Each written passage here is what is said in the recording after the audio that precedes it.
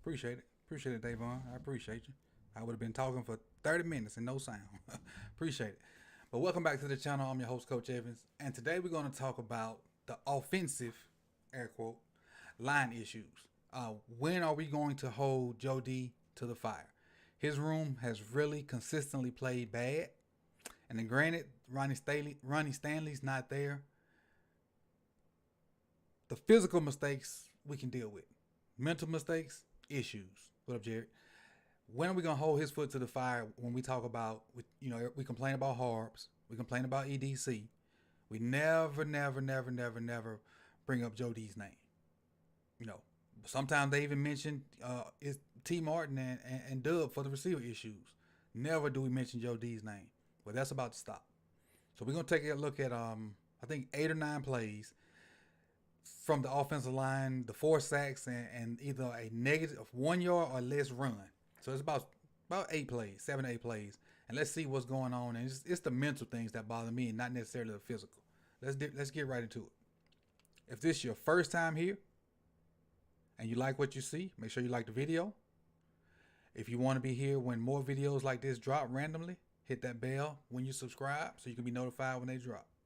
Now on to the film. On to the film. All right, get my purple lines up there. Cover my controls up. All right, let's ride. Here we go. First play. This is the first sack. We'll run it from this view and then kind of talk about it from the end zone view. First of all, let's see if this is a coverage sack, which I'm sure it probably is because a lot of people are covered when we run routes. So he's at the tip of his drop now. Nobody's open but the check down. Still nobody's open but the check down. At this point, he's getting pressure, so the check down's not an option because it's behind him. So let's see where that pressure came from.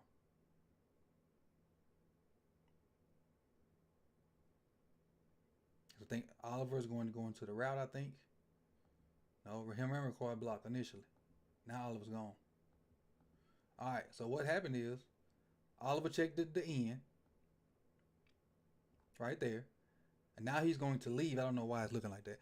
Now he's going to leave to go into his route, and Zeitler's pulling around to pick him up. Falele. That's where he comes from. Look, watch 77 right here. That's where he comes from. So he got the man. Why is he looking here? That's what I don't understand. Why is he looking here? Because even if he knows Zeitler's coming, there's still an extra guy here. That's 1, 2 for their 1, and Zeitler coming to be 2. So he got him. And he just lets him go. That's not physical, that's mental. He don't really know his assignment. I didn't know his assignment. And you see him right there at the end looking at somebody else like it's somebody else's fault. Because watch him look at, or unless he's asking maybe. Again, mental mistakes. There's a saying amongst coaches. Either you're coaching it or you're letting it happen. I don't know which one's going on. Either you're coaching it or you're just letting it happen. Let's go on to play 2, which is the play Lamar got hurt on.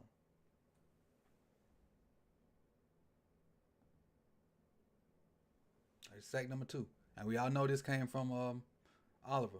Oliver matched up on the defensive end. Oh man, first he gets chipped by Mark. I didn't realize that. Mark chips him. We looking right here. Mark chips him. Oliver's in good position.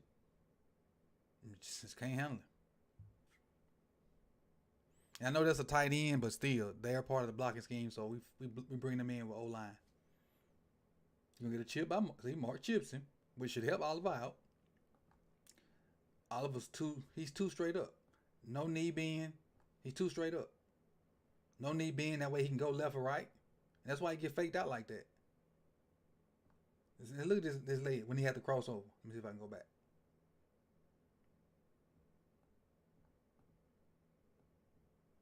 That leg straight in the ground. You got to keep your knees bent so you can go left or right. Now he bends his knees. But now it's too late. Feel like he's stuck in the mud. Bam. knee sprain or knee bruise or whatever Lamar got. It's probably gonna keep him out a month. Let's go on and play. Let's go on and play 3, man. This is sack number 3. Sack number 3. Yeah, but I don't even know. Like, he's the third guy, so we would have to bring somebody in. That he's the third left tackle. He really ain't no left tackle. I don't know. It's a cluster. It's a cluster. And there he is again, giving it up. 77 giving it up again.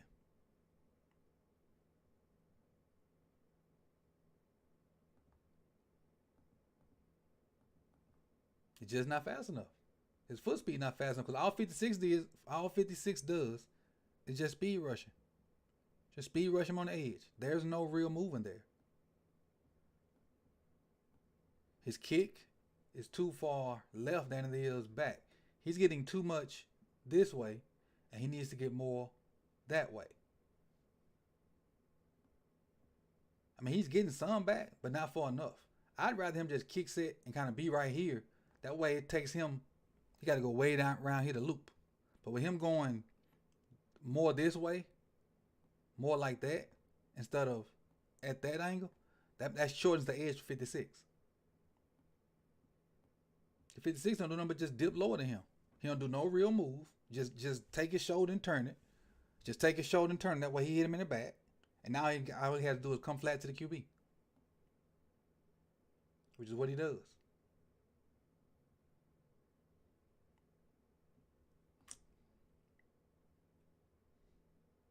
Now, this is not my bad. This play right here is not a mental mistake. This is physical. This is all physical. All right, let's move on to the next play. The next play is not a sack. It's a scramble. But because he had to bail so fast, I put it in here with the sacks.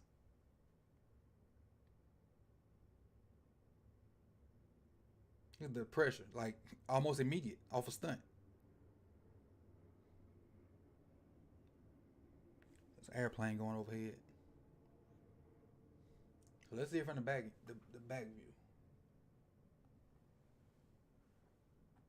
All right, you can get a stunt with 99 is gonna try to take Falele.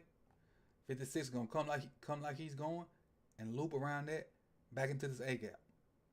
I think 47 is eventually gonna drop out. I think he's gonna drop out, and when he stands there, Linderbaum smartly gets his eyes over there. But now you at least gotta have this man and kind of step that way. Because what I think 47 is trying to do is if he steps that way, then he gonna go straight ahead. So I kind of understand why Linderbaum is staying there. This guy got to see it. He's too committed to 69 right here to get off of 56 when he comes. He's too committed. Look at that body lean. That's not great football position. He should be looking. Look at Zeitler. That's how it's supposed to look. That's how it's supposed to look. This is leg straight. That's not. This Ben Powers. So Ben Powers can't even see 56 looping because Linderbaum really can't leave 47. Because as soon as he steps this way, 47 is going to trigger. Now he tries to get him at the last minute, but that guy belongs to Ben Powers. And luckily 47 didn't trigger behind it. But look at that immediate pressure though. That's mental. That's a mental bust. For me, for Ben Powers. So when this two for this two, this two for this two, he got that linebacker. That's what it is. He shouldn't have to help over here because he got a guy right here. And really 47 is fine. But he just close to the line so to make Linderbaum account for him. Just look at the difference in Zeitler's body posture than Ben Powers. That's two totally different. Like, who's coaching this? Who coaching this? But we know who coaching. Let's go to the next one. So now we're at sack 4. And again.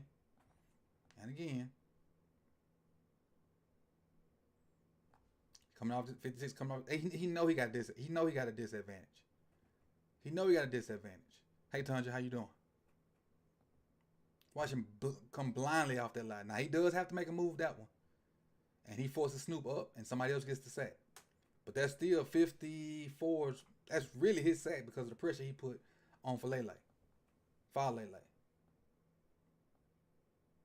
He do the little jump swim that Yannick Ngakwe little jump swim. He trying to do that, and he really miss it.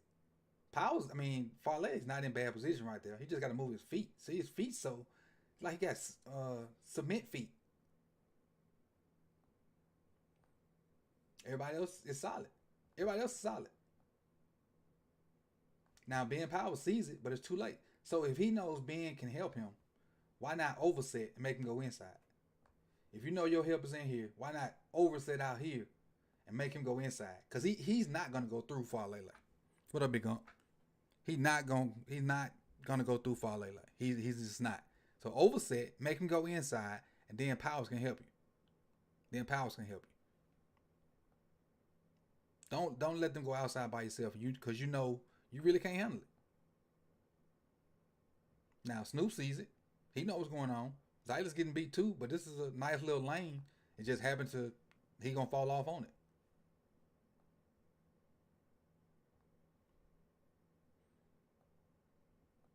And that's the fourth sack.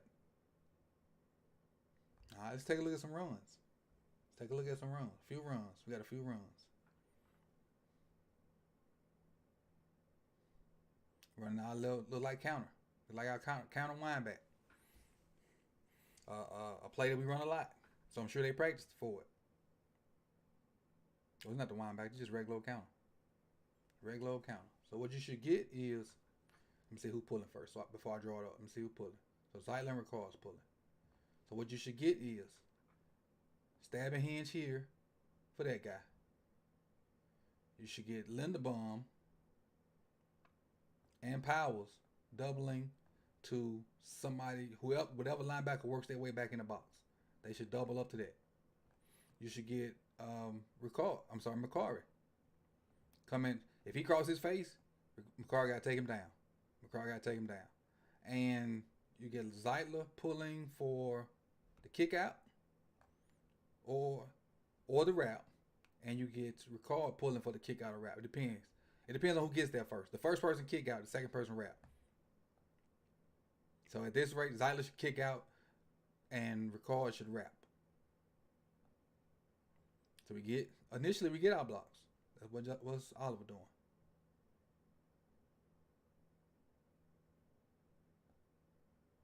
So he stepped out. So I understand why he did that, because he stepped out. But now you still got to let that happen and come on down. He does, because he know they pulling for that guy, so he don't block him. Good job, McCarry.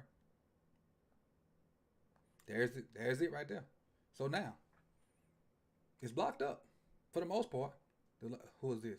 Ben Powers losing. So we found a rat. It's Ben Powers. Ben Powers versus this guy. We found a rat. Why the play didn't work? His head in the wrong spot. Ben's hat should be right here. His head in the wrong spot. So now this dude's just gonna take him across his face and be right in the gap. Watch.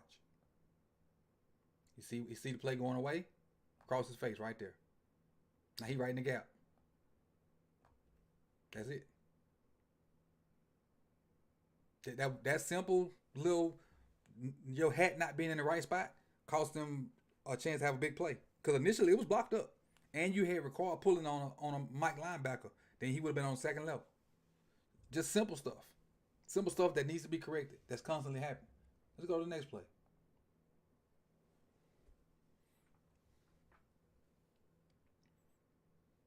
Jet sweep. We get nothing on. I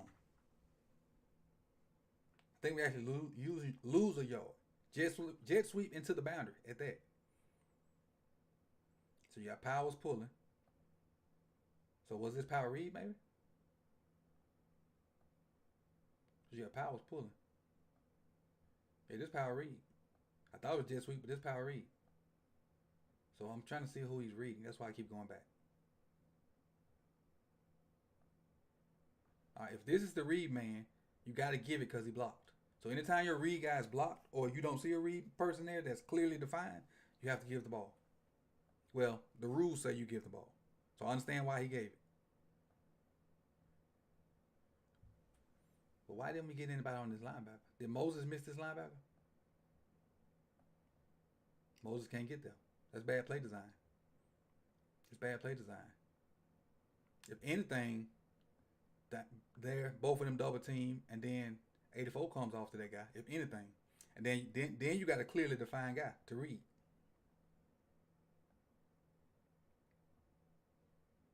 And so, with that being said, if that's the case, if this is your read guy with him widening out already, maybe you should keep it.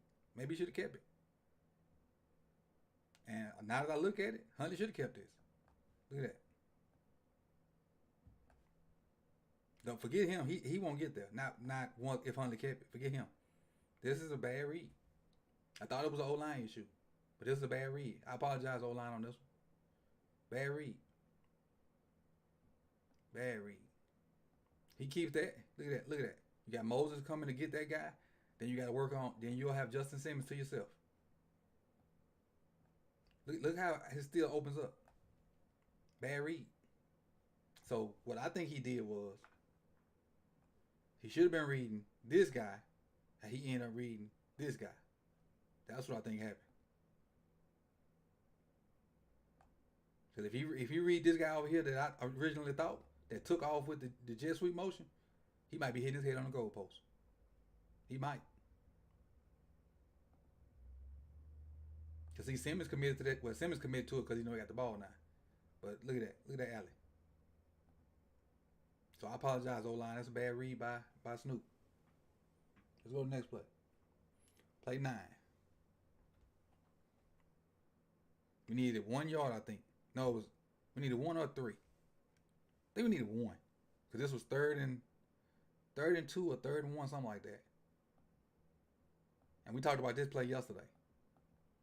This is the I ain't gonna stay too long on this play because we talked about it yesterday. This is the key block. And this one. Those two key blocks. Miss 49. And so he gonna try to bounce it out here, and 47 got leverage on record. Keep in mind, 49 and 47 had 17 tackles apiece. What up, Malik? 17 tackles apiece. 49 and 47 had 17 tackles apiece. And again, we talked about this one yesterday, so I'm not gonna stay on it too long. Just misassignment by Zeitler. Now, he's probably at a disadvantage. Because I think he stepped wrong.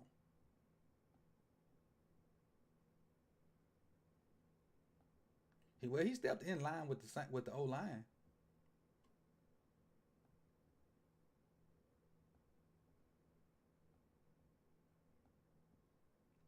He just couldn't get back to him. The angle was bad, that's all. His angle was because he couldn't step left, then get back and get him right. That guy's too fast for him. And they played off each other. So that's good defense by them. Bad job by the O-line. Not knowing personnel and knowing what they can and can't do. Oh, so that's it. That was the last one. So really, I just want to take a look at the O-line issues, and I was wondering like why we're not producing in the run game. It's obvious that we got mental bust. We're not being coached up the way we need to be. It's not a lot of physical issues. It's not a lot of physical issues. It's more mental than it is anything, and that's why I said Joe D needs to step into this blame room. Because we blaming everybody else, but except for the guy that coached the O-line.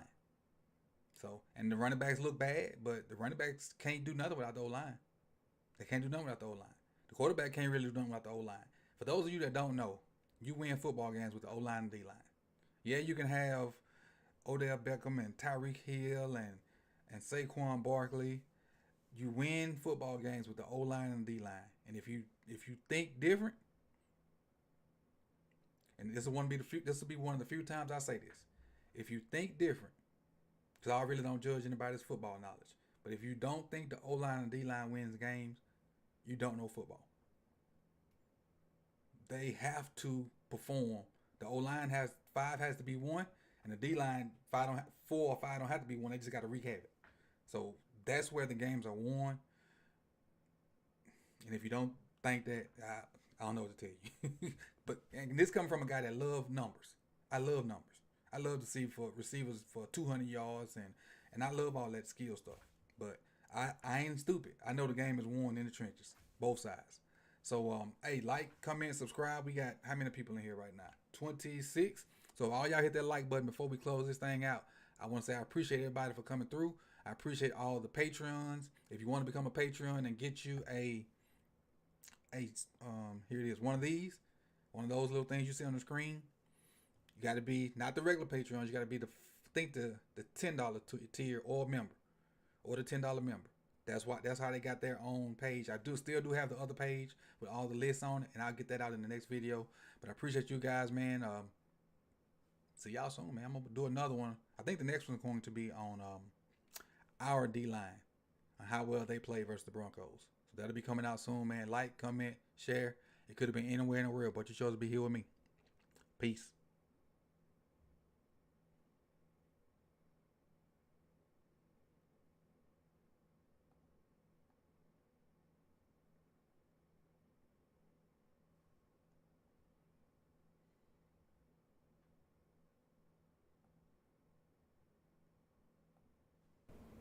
Have you ever put your drip on to step out and thought something was missing?